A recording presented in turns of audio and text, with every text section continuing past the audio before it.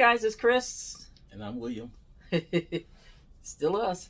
We're still on a good ship. We are on the Mariner of the Seas, and today is September 2nd, 2022. Yeah. I don't know the day, but it is September 2nd. And it's also day 5 for this this cruise here. Friday. Okay. We on Mariner. And it's our last day. So we'll be debarking tomorrow in Orlando. So we already got our tags. These tags just tell you what time to get off, what time they have you scheduled to get off the ship. And there's they have a sheet that tells you if your tag number is 16, you get off between 7:45. But they will call you and let you know, what time they're calling that number 16. So you don't have to just, because sometimes it's a little earlier, sometimes it may be a little later. It just depends. But that's our luggage tag. We'll put that tag on our luggage, and then we'll set our luggage out tonight by 10 p.m. And they'll transport it over to the terminal. So once we go through customs and all of that, our luggage will be there waiting for us, so we don't have to carry all that luggage with us. You can carry it off if you want to. A lot of people do. Yeah, that's called self-assist. So I'm gonna let them assist tomorrow. But yeah, so that's what that's for. Again, tomorrow's the last day. So we just have a couple tips for you. First one is booking your transportation prior to you getting on the ship, because what we saw when we got on the Mariner, we saw people getting in line trying to get transportation through GoPort or whatever, and they were not able to accommodate them because they did not book ahead and they had already scheduled all of their slots for their transportation. Now you can also book through Royal Caribbean, and there's others called Cruise Time, just several others, shuttles that you can research and get transportations, booked, solidified before you get on your ship. Because one person we saw, they were trying to get an Uber to the airport, and I think it was $176 $145. You got to remember that the airport from the port in Orlando is 45 minutes, and you're talking about on this embarkation day, the rates are going to be higher. So yeah, if you need to pay attention to how far the port is from the airport if you're talking about Ubers and cabs and things of that nature. Yeah. So that was a big thing, and so they couldn't book GoPort, they couldn't book anything else because it was already, all those passengers had pre-booked, prepaid, and they couldn't get on the bus. So they were standing around for hours trying to figure out what to do. I think they ended up paying that money for the Uber to get to the airport. But yeah, so book ahead, plan it all the way out. How you gonna get there? How you gonna get back? All of that. Tip number 2: once you arrive to the ship, a lot of people are wondering where can they go and eat, and there's not many places open when you get on the ship. The main place is the Windjammer. I don't know if Sorrento's is open though. It depends. This ship don't have a Sorrento's, but Windjammer is the buffet. A lot of people say, you say Windjammer, it is the all-you-can-eat buffet, and it is complimentary. Yeah, so go there first, as if you're waiting to get into your stateroom, then you may be hungry by the time you get there. So hit the Windjammer as soon as you get here. And it's typically on the higher deck. It could be 11, 12, 13, 14, 15, but it's in the back of the ship, which is the aft of the ship. So you want to go to the aft and find the Windjammer buffet. Tip number 3: make sure you have a credit card on file. And what we experienced, and this is the first time we did it twice since we've been on this 3-week thing here. They charged $99.75 to the card before we boarded, and they said it was to make sure that the card was good. And I've never experienced that before. So, but nonetheless, just know that we experienced it on the Navigator, and I think it cruise ships with less than 7 days. So far, that's what I've seen. If it's less than 7 days, they hit the credit card prior to, with the excuse of we want to make sure it works. But if you're a cash paying person, you don't have that, and they still depending on you to pay your bill with cash. So I don't understand that at all. But yeah.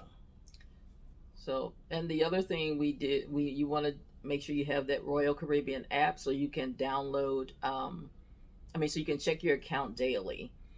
We experienced William spent $60 on the ship, and when we looked at the account, it was 60 times 6. So they charged that $60 6 times, which was 5 times more than what it should have been. And it took hours to try and get that money back. So just double check your account every day. And then also, if sometimes if you're taking photos or something, they may ask, what's your cabin number? And if you just say, like ours is 9534, somebody behind you can say the same thing, or go somewhere else and use that to get drinks or whatever. But sometimes they do ask you for your card, but sometimes they ask you what's your cabin number, and those charges just get charged to your account. So you want to definitely check your account every day, 2 or 3 times a day if you can. Just look at it just to make sure everything is legit that's on there, and that you charged and that you did. So you don't want to think about getting off the ship, but if we didn't catch that $300 charge on that 3-day cruise, it'd have been really hard to try to get that back, because once you leave the ship, I had to prove what happened and how it happened, and they had to investigate it. So and then you could only do that on the ship, and it was one of those days that we caught early enough to not have to, because even if you catch it getting off the ship, you got to go to guest services, and it's a long line, and you got to get to that, and you're trying to get to the airport. So if you can, like my wife said, every day look at it, make sure there's nothing there, and that way you can go ahead and dispute it before you get off the ship. Definitely. Tip number 5, room locations. And we don't typically have a problem with motion or motion sickness. Some people do. I've heard people talk about they didn't want to be in the front of the ship or the back of the ship because there's more motion. But right now it's no motion at all. So I don't know if you're doing the transatlantic, if it's going to be a lot more motion or not. But we haven't experienced any motion. We're in the very front of the ship. Haven't experienced much motion at all. But the weather changes. Just know it. In November, it'd be a little bit more motion, and what they normally try to do is put you in the middle of the ship, because it's not as rocky as is the back of the ship or the front of the ship. So if you really feel that may be an issue, make sure your cabin is located in the middle of the ship. It helps. Yeah, definitely. And then speaking of room, when you get, probably should put this earlier, but when you get on the ship, and your keys will be located at your door when you get to your cabin, and you can't get to your cabin before 2 p.m. Every now and then they may be ready by 1:30, 1:45, but typically it's 2 p.m. and they have the doors closed. So for you to wait till 2 p.m. to get to your cabin, and then again your cabin keys will be right at your door and where your door number is. So that's where you'll find those. Now, if you want to, you can carry a smaller carry-on and put your bathing suits in it if you want to change, or if you need some extras, or carry a big enough backpack to put some clothes in it. If you're coming from the cold and trying to get some shorts on, put your shorts in there, and that could help you change before you until you get your stateroom open. And luggage arrival. That's tip number 8. Your luggage will come to your room if you turned it in at the security desk, because not security. What's the name of that station down there? Baggage quarters. Check. Baggage quarters. Yeah, where they check your bags. But the guys they actually pick your bags up and put them on the ship for you. Yep. Layman's term. Okay. But yeah, they'll typically get it to your room by around 7 o'clock or something like that. That's when the most of the luggage I see there. So you just have to check outside your door for your luggage. They don't bring it to your room and put it inside your room or anything like that, but they will leave it outside the door. It may be 2 doors down, maybe somewhere in the vicinity of your cabin. Typically it's right there, but that's well, just know that it'd be about that time around 7 p.m. before your luggage has arrived. So again, you can carry it on the ship. Mm-hmm. And so when you go to security, they'll scan your bags at the security, and you can roll them on the ship if you feel comfortable doing that. Mm-hmm. But let me say this though, you will have to carry them around the whole ship. Yeah. The whole time until your room is open. So that's a disadvantage. If you get on the ship early and you got to have your bags and you have to roll them around everywhere you go, that is the disadvantage to that. That's the only disadvantage, really. Yeah. Just imagine trying to get your lunch and carrying your bags at the same time. And the buffet is extremely crowded when the people first get on the ship. Yeah. That's because there's nowhere else to go because you can't go to your rooms. But it kind of dissipates. The crowd dissipates, but, you will experience that just a little bit. And then tip number 9 is save yourself some trouble, save yourself some time, learn from me. Do not pack your irons. Do not pack your steamers. Do not pack any heating items except for your curling irons. You can use your curling irons. No power strips. No power strips. No streamers. We've seen streamers, power strips.